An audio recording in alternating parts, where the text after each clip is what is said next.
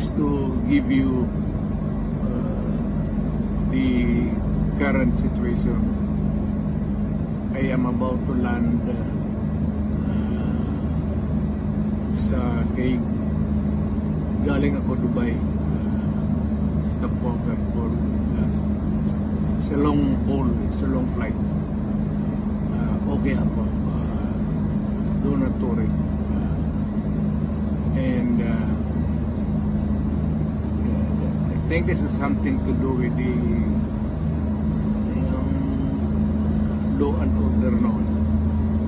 At sinasabi ko naman sa mga pulis, military na trabaho kayo,